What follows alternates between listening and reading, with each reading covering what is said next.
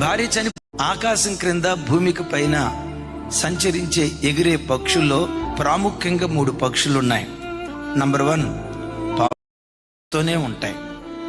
Once ఒక జత కట్టిన తర్వాత చనిపోయే వరకు ఆ రెండే కలిసి ఉంటాయి. అద్భుతం. మనుషుల్లో కూడా ఈ నీతి విలువ లేదేమో. భార్య చనిపోతే 2వ వివాహం దేవుని వాక్యం అంగీకరిస్తుంది, ఒకవేళ వాళ్ళు చేసుకోవాలనుకుంటే. భర్త చనిపోతే 2వ వివాహం దేవుని వాక్యం అంగీకరిస్తుంది, ఒకవేళ వాళ్ళు చేసుకోవాలనుకుంటే. కానీ భర్త బ్రతికొండగా, భార్య బ్రతికొండగా ఒక పురుషుడు అక్రమ దారులకు వెళ్ళటం అది అక్రమ సంబంధం. ఎక్కడ చూసినా వివాహ వ్యవస్థ దారి తప్పిపోతుంది.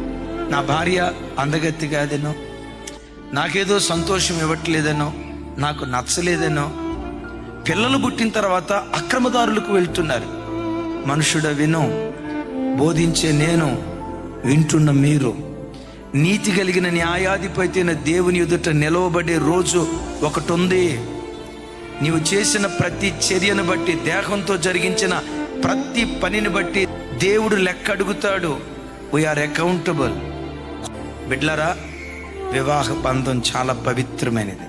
నా చేతులు జోడించి దండం పెట్టి చెప్తున్నా, వన్స్ ఒక్కసారి వివాహమైన తర్వాత ఆ భర్త మంచోడైనా కాకపోయినా ఒకే భర్త. ఆ భార్య అందగత్తైనా కాకపోయినా, నేను సుఖపెట్టేదైనా కాకపోయినా ఒకే భార్య. అలాంటి నీతి విలువలతో మన కుటుంబాలను కట్టుకునే కృప దేవుడిచ్చునుగాక.